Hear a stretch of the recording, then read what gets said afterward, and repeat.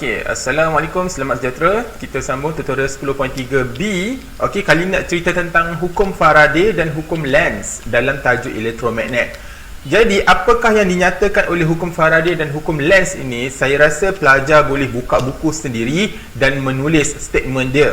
Okey, cuma saya nak terangkan secara ringkas apakah yang disebut oleh hukum Faraday dan hukum Lenz. Okey, hukum Faraday dengan hukum Lenz ni persamaan dia ialah dua-dua menceritakan tentang arus aruhan. Okey, kalau macam Faraday dia pun menceritakan tentang DGE aruhan lah, benda yang sama. Cuma hukum Faraday dia lebih spesifik terhadap magnitude arus aruhan ataupun DGE aruhan yang terhasil. Maknanya macam mana dapat arus tu besar, macam mana nak dapat arus tu kecil, kenapa arus tu besar dan kecil dan sebagainya. Okey, hukum Lenz pula menceritakan tentang arah arus yang terhasil. Okey, jadi kita terus tengok hukum Faraday. Contoh-contoh dia. Nombor 1, nombor 2. Rajah menunjukkan sebatang magnet bar dilepaskan ke dalam gegelung. Apabila magnet bar dia dilepaskan, bermaksud dia mendekati gegelung. Seperti yang kita belajar sebelum ni, macam mana cara nak menghasilkan arus aruhan mendekati dan menjauhi gegelung. Okey, bila dia dilepaskan maknanya dia mendekati gegelung lah. Nyatakan 3 cara untuk meningkatkan arus. Okey, cerita nak meningkatkan arus, maknanya inilah cerita magnitude, Faraday law. Okey, sebelum kita nak menjawab soalan ni, mari kita tengok dulu video yang berkaitan supaya lebih mudah. Alright, saya suka tunjuk video ni. Okey, kat sini ada gegelung. Dia pakai satu gelung sahaja. Jadi dia dekatkan magnet dan dia menjauhkan magnet. Okey, nampak? Masuk, tarik. Kalau kita tengok, emitter ni macam tak bergerak langsung. Okey, sebab arus yang dihasilkan terlalu kecil. Okey, untuk yang kedua pula, dia pakai gegelung dengan bilangan 100 gelung ke 50 gelung. Okey, nampak? Dah ada sikit arus. Nampak? Bila dia perlahan-lahan, arus dia kecil. Bila dia laju, arus dia besar sikit. Okey, itu cerita yang kedua. Jalan lagi. Okey, ni dia pakai gegelung yang besar. Okey, berapa ratus gulung tak tahu dah. Okey, nampak? Bila dia lalu perlahan pun dah ada arus. Laju, lagi besar dia punya arus. Nampak? Bila perlahan arus dia kecil, bila laju arus dia besar. Okey, that's it. Cukup itu. Kita patah balik kepada tutorial kita.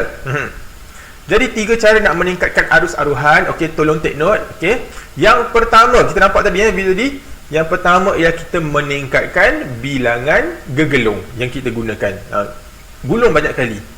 Yang kedua, tadi kita buat apa tadi? Laju. Gerakan magnet tu yang dilepaskan, kita kena tambah dia punya laju. Sama ada kita tambahkan kelajuan, yang kedua kita tambahkan ketinggian. Bila kita tambah ketinggian, maka lebih laju. Tu kalau dilepaskan.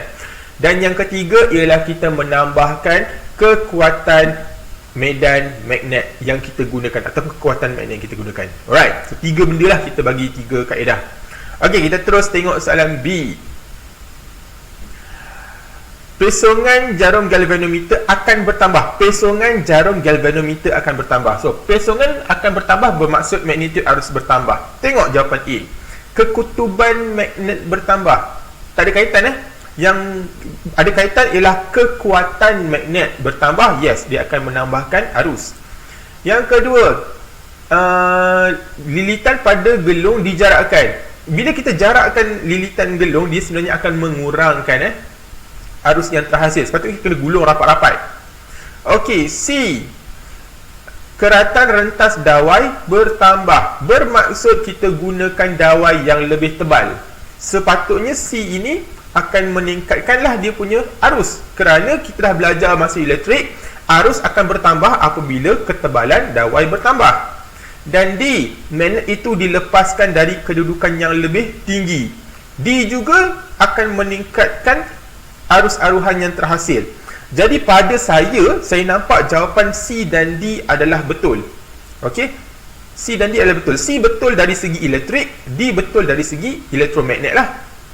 Okey, so kalau jawab C dengan D, saya terimalah dua-dua. Okey, nombor 3. Langkah yang manakah akan meningkatkan magnitude? Okey, maknanya cerita Faraday. Yang pertama A, menggunakan dawai dengan diameter yang lebih kecil. Maknanya guna dawai nipis. Dawai nipis meningkatkan rintangan, jadi arus akan mengecil. Jadi A salah. B, menambahkan jarak antara dua magnet. Maknanya kita jauhkan magnet. Bila kita jauhkan magnet, bermaksud dia punya flux magnet akan semakin kurang. Okey. Yang C, gerak dawai secara mengufuk. Mengufuk tu macam mana? Mengufuk tu kanan kiri. Ya ke? Horizontally, kanan kiri. Kanan kiri tidak akan menghasilkan ataupun tidak akan memotong flux magnet. Dan D, guna magnet yang lebih kuat. That's it. So kita pilih jawapan D. Right. Itu sahaja. Tak susah cerita hukum Faraday ni. Kita nak meningkatkan dia punya arus. Nombor 4. Nombor 4 ini nak bagi tahu bahawa ini ialah generator yang kita boleh hasilkan daripada konsep aruhan elektromagnet. Okey, kalau aruhan elektromagnet menghasilkan arus, kalau sebelum ni wire dalam medan magnet menghasilkan daya, kita boleh buat DC motor. Jadi kalau arus yang terhasil dari aruhan, kita boleh hasilkan generator, dynamo atau kita panggil dynamo. Kalau tengok rupa dia sebiji macam motor. Beza dia apa? Beza dia kita tak mentol kat sini. Kita tak letak bateri. Kalau tak bateri, dia jadi motor pusing. Okey. Jadi itulah yang diceritakan oleh hukum Faraday, di mana hukum Faraday mengatakan bahawa magnitude arus aruhan berkadar terus dengan kadar perubahan flux magnet. Okey. Itu yang pertama. Yang kedua, cerita tentang hukum Lenz. Hukum Lenz menceritakan tentang arah arus aruhan. Okey, saya padam dulu. Hukum Lenz dicerita tentang arah arus. Ingat lagi tak yang kita belajar? NS. Lepas tu ada bergelum. Ingat lagi tak? Jadi bila kita nak cari arah, bila kita dekatkan arus yang terhasil dalam solenoid ni, arah dia kat mana? Jadi kita belajar bila kita mendekati, saya cerita hari tu bahawa sini akan jadi N, sini akan jadi S. Okey, kenapa sini jadi N, sini jadi S? Ceritanya Lenz law dia cakap apa? Kalau pelajar salin dalam buku, Lenz law dia sebut arah arus aruhan yang terhasil sentiasa menentang. Okey, sentiasa berlawanan dengan arah yang menghasilkannya. Okey, ramai tak faham ayat tu. Cerita dia macam ni. Nampak? Bila kita dekatkan magnet, kenapa sini jadi N? Sebab perangai dia untuk menghasilkan arus aruhan, dia kena lawan balik. Kalau N nak lawan balik ataupun nak menolak dia balik, dia solenoid ini perlu jadi N. Bila N jumpa N, baru dia akan melawan. Nampak? Ini nak mendekati. Jadi dia jadi N sebab dia nak lawan balik. Bila NS, sebab tu bila kita gunakan tangan kita akan dapatkan current. Tu yang dapat arah ni. So arus yang terhasil dia berlawanan, dia sentiasa menentang arah yang nak menghasilkan dia. Okey, sama juga kalau kita patah balik belakang. Bila kita patah balik belakang, dia nak menjauhi, jadi dia akan lawan balik. Lawan balik macam mana? Dia akan jadi S. Kenapa jadi S? Untuk tarik semula. Nampak? Dia untuk tarik semula. Sebab tu dia jadi S. So bila S, N, so arus dia akan bertukar turun bawah dan arah pun akan bertukar. Nampak? Itu yang pertama. Cerita Lenz law ni cerita tentang arah. Sama juga, kenapa kita pakai tangan kanan Fleming? Sebelum ni daya kita pakai tangan kiri. Sebab arah dia bertentangan. Sebab tu kita kena pakai tangan kanan Fleming bila kita masuk dalam aruhan elektromagnet. Dan yang terakhir, suka saya nak tunjukkan PowerPoint ini. Kita tengok scene 2 kejap. Okey, kita tengok kejap video ni. Okey. Yang ini ialah DC motor. DC motor kalau kita pasangkan bateri, pusing lah kan. Maknanya bila ada arus, dia menghasilkan daya dan berpusing. Nampak tu ada arus. Okey, dan motor ini berpusing. Alright. Okey, nampak dia berpusing. Sekejap lagi kita akan tengok dia punya arah. Alright. Dah logik lah ada arus, motor berpusing. Sekarang ni bateri kita keluarkan, kita hanya sambung sahaja DC motor ni pada ammeter, makna tidak ada bateri. Okey, so DC motor kita sambungkan pada bateri. pada emitter, tak pusing lah kan. Tapi kalau kita yang pusing pakai tangan, apa jadi? Ni saya jentik, nampak tak?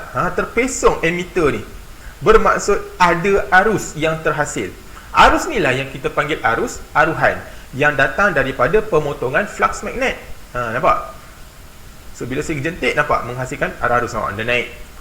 Bila pusing dia naik, bila tak pusing dia kosong balik. Nampak? Itu sahaja. Jadi nak cerita kat sini, ada beberapa situasi. Okey, tengok betul-betul. Situasi yang pertama ialah arus tambah magnet dapat daya. Okey, ini cerita DC motor. Bila ada arus bergabung dengan magnet dalam motor, menghasilkan daya putaran. Ni logik lah, kita bagi arus, dia pusing. Okey. Cuma nak bagi tahu, bila kita bagi arus tu positif, arah positif, kita dapat putaran lawan arah jam. Okey, ini kita simpan dulu. Okey. Arus positif, motor akan pusing lawan arah jam. Situasi yang kedua, kita yang pusing motor tersebut, tetapi apa berlaku? Dapat arus. Dia terbalik. Tadi bagi arus dapat daya. Sekarang bagi daya dapat arus. Masalahnya kita pusing motor ni atau kita pusing generator ni pada lawan jam.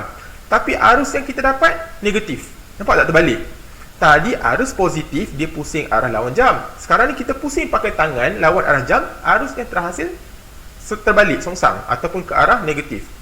Situasi ketiga, kita bagi putaran mengikut arah jam, tiba-tiba dapat pula arus dia positif. Ini yang terbalik. Ni, yang kita nak faham ni je situasi ni. Situasi yang pertama, bila kita bagi arus tu positif, dia pusing arah lawan jam. Kita bagi arus, dia pusing arah lawan jam. Situasi dua, kita yang pusingkan tangan kita pusing guna tangan kita melawan arah jam, tetapi arus yang terhasil terbalik.